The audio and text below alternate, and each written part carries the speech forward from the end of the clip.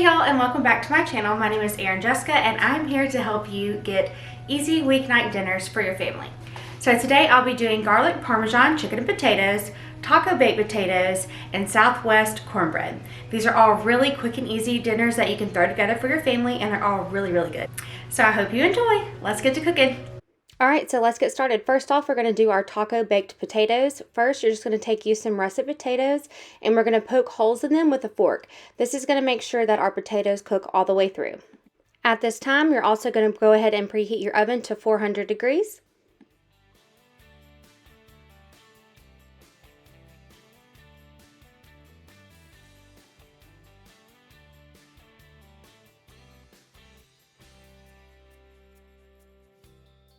Now that we're done poking holes in all of our potatoes, now we're just going to put a little bit of vegetable oil on top of each one of them and rub this in together. We're also going to put on some salt and rub that back together as well.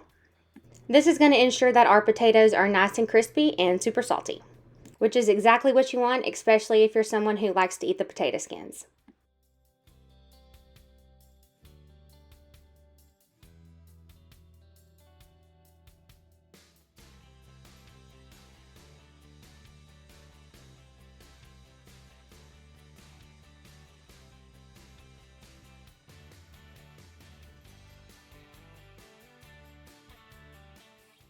Now we're just going to wrap these up in aluminum foil and then we're going to put this into our oven for about an hour.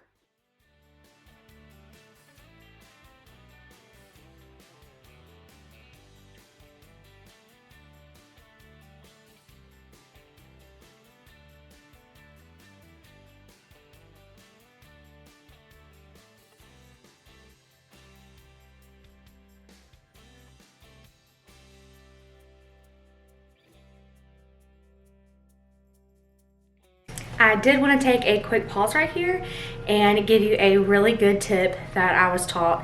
And while you're cooking, clean as you go. So as you can see,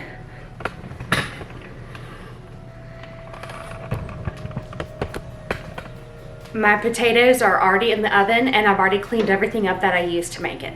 This way, your kitchen's already clean when you're done cooking. So it makes cleanup so much easier. To slow down and clean as you go when you're cooking. It doesn't have to be stressful. Allow yourself a lot of time so you don't feel rushed and make yourself enjoy it. And then you eventually will enjoy it. Now we're just going to take our potatoes out of the oven and we're going to let these cool. Now I'm going to grab our ground beef. I'm using 2 pounds and we're going to brown this up on the stove. I'm also going to dice me up 1 onion and I'm going to cook this until translucent along with my meat. Next, I'm going to add in 1 packet of taco seasoning. I just like to use the original. You're just going to mix this in well, and then you're going to bring this to a simmer, and we're going to move on to our cheese sauce.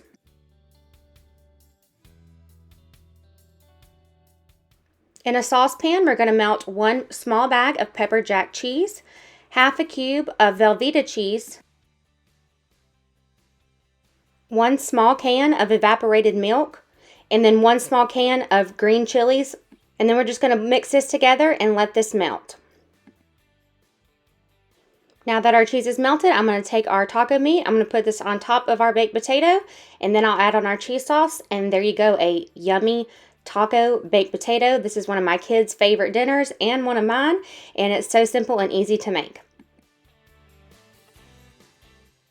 Next up is our garlic parmesan chicken and potatoes in the crock pot. First, I'm going to start up by cutting yellow or golden potatoes. You want to make sure that all of these are about the same size so that they cook evenly together.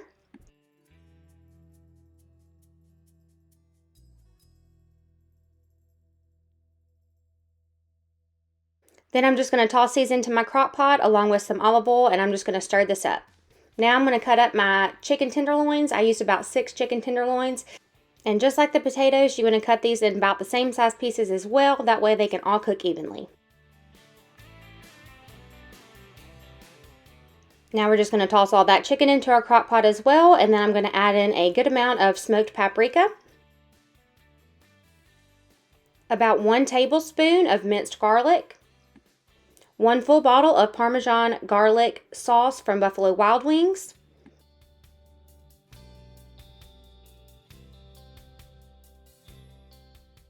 And then you're going to take 1 can of chicken broth and we're going to fill this up in our Buffalo Wild Wings sauce bottle, and we're going to shake this together and then pour this in. You may still have some chicken broth left over, and that's fine. Just go ahead and toss it. Putting the chicken broth in our sauce bottle and shaking it up is ensuring that we get all of the sauce that we can out of this bottle and we're not wasting.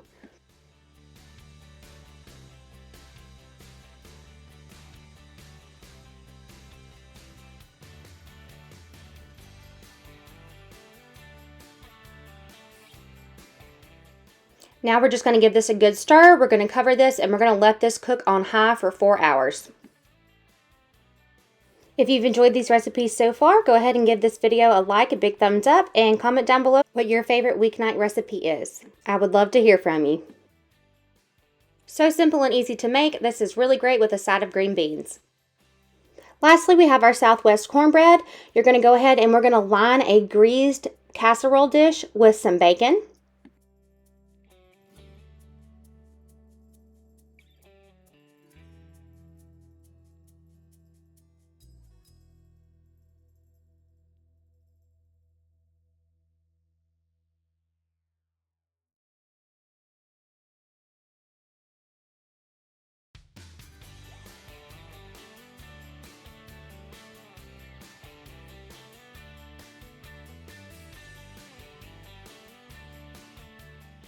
We're going to set this pan aside, and then we're going to grab a large mixing bowl and we're going to pour in 4 bags of cornbread, and then we're going to put in 2 cans of cream corn.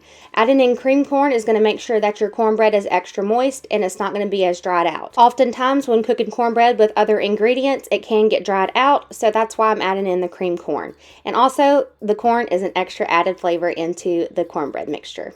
Add in your milk according to your cornbread instructions, and then we're going to give this a good whisk.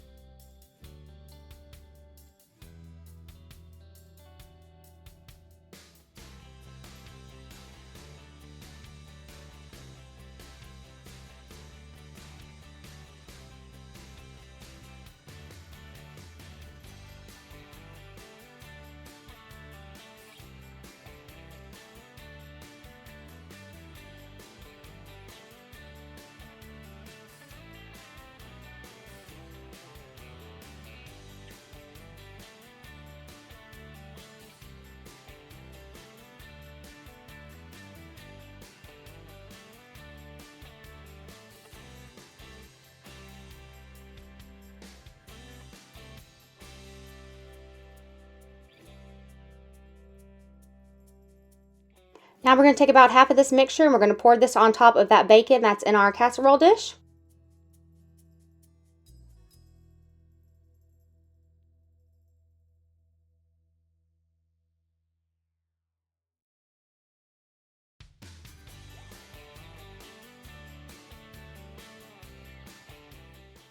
Next, we're going to get 2 pounds of ground beef and we're going to brown this up.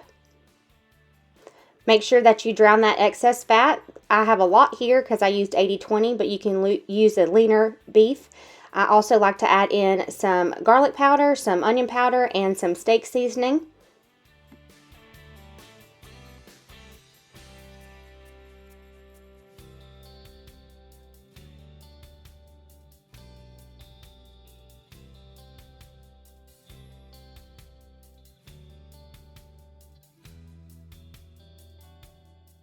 Lastly, we're just going to add in a drained can of dark red kidney beans.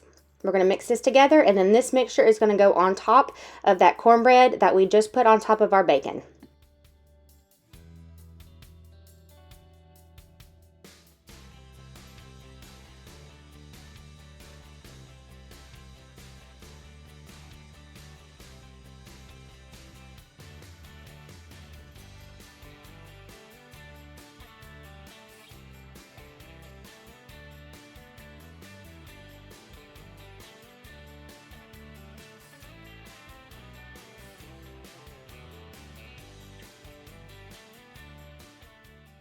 Now we're just going to layer this with a good helping of cheddar cheese.